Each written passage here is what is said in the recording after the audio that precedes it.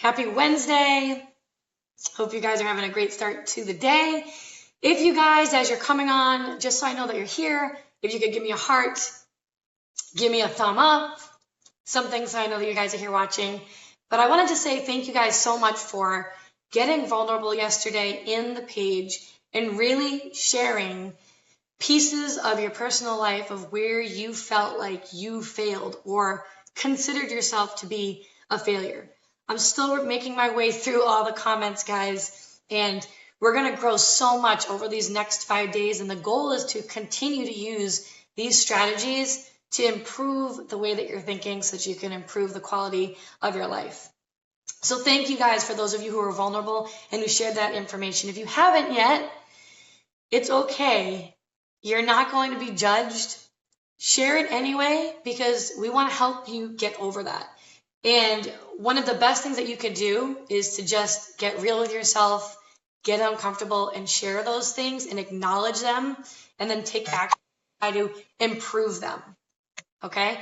So today what we're going to talk about is we're going to be talking about how to establish growth mindset beliefs and get rid of the negative self-talk.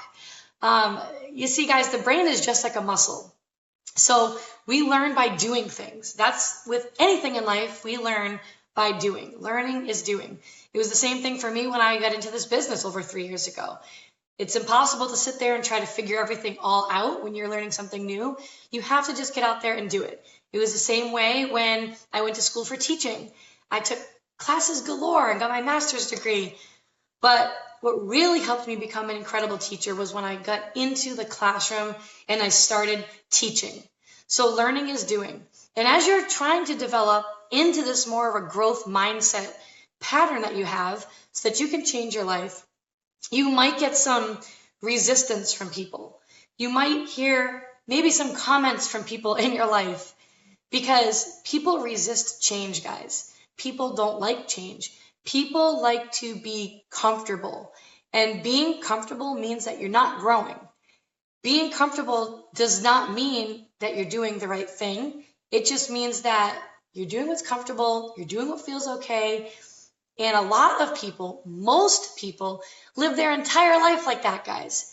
And that's what we want to break away from. We want to be the small percentage of people who believe that we can change, know we can change, and then are actually acknowledging our emotions and the things that we're saying to ourselves and are being proactive about it so that we can flip the switch and change that for each and every single one of us in our lives. So I want you to remember, guys, that you are all blessed. You have people in your life that love you and care about you and who are there for you. And I want you to focus on those people. Focus on the people who are there for you, who are showing love for you, who are totally loving on you and are there for you no matter what. Focus on them and focus on the things that bring you joy in life because you only have one life and you need to focus on the things that are going to make you feel good and spend your energy with the people who are there to support you no matter what. What you focus on becomes your reality. So the things that you're thinking in your mind become your reality. And so if you want things to get better and you want to be happier, then focusing on the negative things are going to take up way more room in your mind and they're going to leave less space for the positive to come in and take over. Okay, so when you allow that negativity to creep in, it's giving yourself less space to focus on the positive. And it's the focusing on the positive that changes your life because what you think becomes your reality. And think about how you feel, right? When you're feeling like crap and when you're feeling like garbage and when things just aren't going right in your life. Think about that. Do you feel good when things aren't going great and you're feeling all anxious and you're worried and you're stressed or you're angry or you're depressed? Does it make you feel good? No, right? You don't feel good when you let all that negativity creep into your mind and flood your mindset and flood your brain. It's not a feel-good vibe. And people can sense that. So embrace the positive. And a lot of times, guys, too, like it's totally normal to think negatively, especially when you're faced with challenges or with brand new situations like a fear of the unknown. And I will use myself as an example.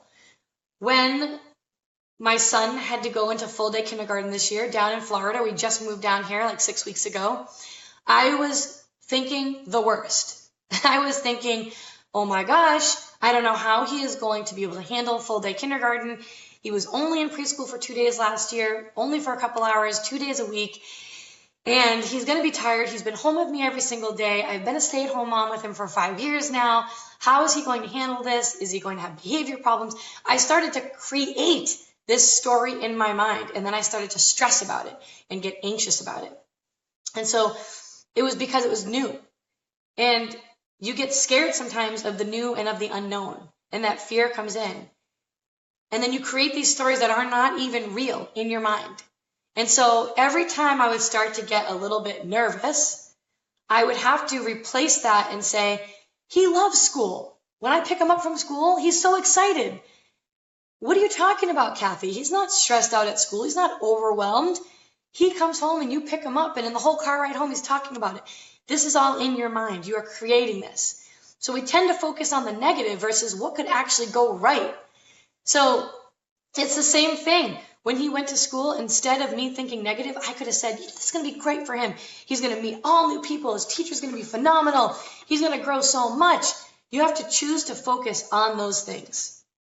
So you have to stop the negative self-talk. And it takes practice, and it takes being aware, consciously aware.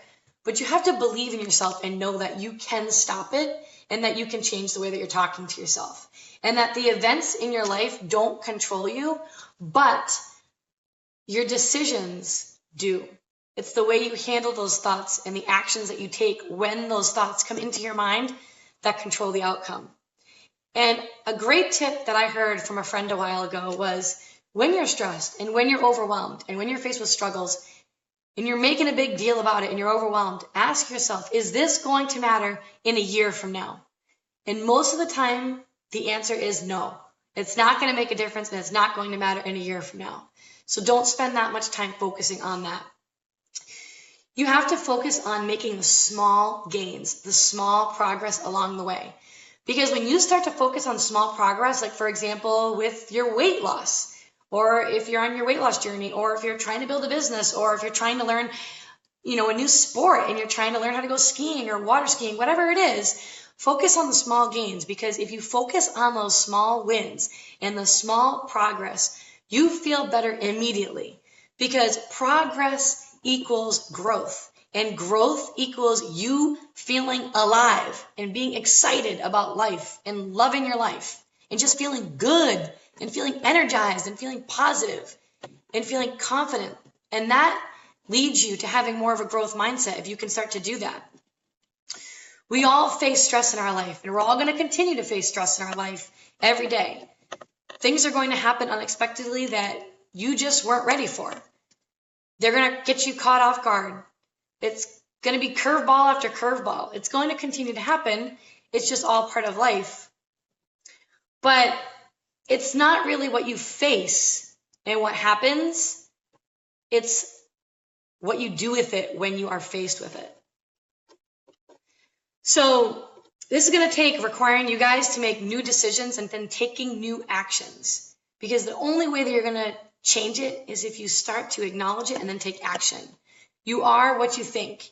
If you think you can't, and you won't. But if you think you can, then you will. Whatever you think, you're right. And it's so true. You get more of what you focus on. If you're focusing on your kids not getting along, they're at each other's throats, what is going on? I can't handle this, I'm so stressed. You're going to be stressed out around your kids. Your kids are going to feel it. And you're going to be putting it out there into the universe now that the kids are always stressed, they're always arguing, they're always at each other's throats. I can't handle this. It's just too hard. It's hard, and you're going to get more of that unwanted behavior. And it's because of those thoughts in your mind, okay? And it's going to keep you there in that same state on the struggle bus for a long time until you choose to get off of it. So people have patterns. Everybody has patterns. So there's thousands of different emotions, guys. And I want you to think about what emotion you primarily are. So I'm sure you guys all know people who are angry all the time, who get stressed out so easily, or you're always around them and they're always talking about something that they're worried about, or they're complaining. Maybe you're around people who just feel sad all the time, or they feel guilty. People who are they're funny. They like to be playful. What do you tend to be? Think about that primary emotion that you have and how you feel, and think about that for a second. Okay? Just think about it for a second here. So you have that in your mind now. And like for me, and this is going to be an activity that I want you guys to actually do. Step one is I want you guys to identify where you live emotionally. What emotion occupies your mind the majority of the time? And not just that happens like once in a blue moon, but the majority of the time throughout the week. For me, I tend to be more light and funny, and I joke around a lot, and I make fun of myself, and I laugh a lot, and I don't like to take things too seriously. But on the other hand, I can also get anxiety, which is a work in progress. We all have areas that we're working on, but that's where I live primarily. So what emotions do you have? And there's thousands of them, and I want you to write it down for yourself, okay? Then what I want you to do is, on a sheet of paper, I want you to have 2 columns, okay? Just take a piece of paper and draw a line right down the middle. And I want you to write down on the left side, write down the feelings and emotions that you feel at least once a week. So again, this isn't an emotion that just happens like once in a freak blue moon. So this is something that is happening weekly. This is you. It's happening weekly.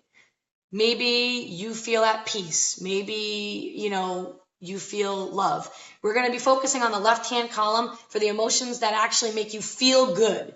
These are the emotions that make you feel good, that empower you, the feel-good emotions. So whatever that might be, maybe it's creativity, maybe it's peace, maybe it's love, maybe it's joy, maybe it's laughter, whatever it is, and just make an ongoing list on the left side of those emotions that you feel once a week. Then on the other column, on the right-hand side, I want you to now write down all the emotions that are disempowering. These are the ones that are more like negative. These are the ones that really mess you up and get in the way of growth. These are the ones that are stress and anxiety, sadness, depression, guilt. Are you frustrated all the time? Are you angry all the time? What are those things? And that, again, these are for the emotions that you feel come up at least once a week. Okay? So now you have a list. First of all, number one, you've identified where you are, where you live emotionally. What is your typical state? Now you have a sheet of paper with a left column and a right column. The left column, all the emotions that come up at least once a week that empower you and make you feel good. And on the right, all the emotions that you feel at least once a week that make you feel disempowered and really stress you out. And you have all these emotions. And there's no right or wrong answer here. This is you trying to become better. And I'm trying to help you. Now what I want you to do is I want you to circle the top 2 from each list. Just put a circle around the top 2 on each list. And think about what emotion would you like to feel. So if you are feeling fear the majority of the time, you feel fear once a week, you want to now feel more courageous. You want to be someone who feels courage and has courage, because feeling that fear does not make you feel good, right? So circle those things. And I want you to think about the emotion or the emotional pattern now that you need to feel that would change the game for you. Because the negative ones aren't going to do it. It's going to be the positive ones. So for example, for me, when I'm anxious, I tend to pick at my hands. I start to fidget with my hands a lot. I don't like feeling that way.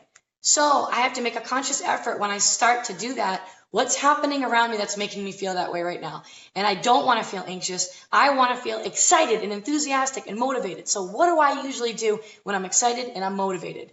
I usually put on some pumped up music. I sing it. I jam out to it. I make a cup of coffee. So I actually force myself to get up and move. I'm putting my body into motion.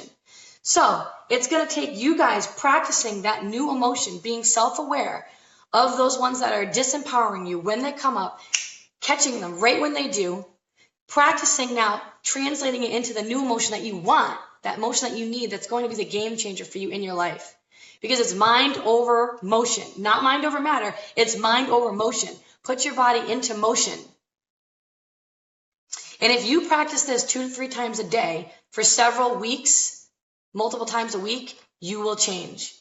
And that is how you will change and get rid of negative self-talk and get rid of negative behaviors and grow more into the growth mindset. So excited to hear. I will make a post later about the activity. And I hope you guys have an awesome day. Thanks for tuning in. Thanks for being awesome. I love you guys and have a fantastic day. I'll see you next time.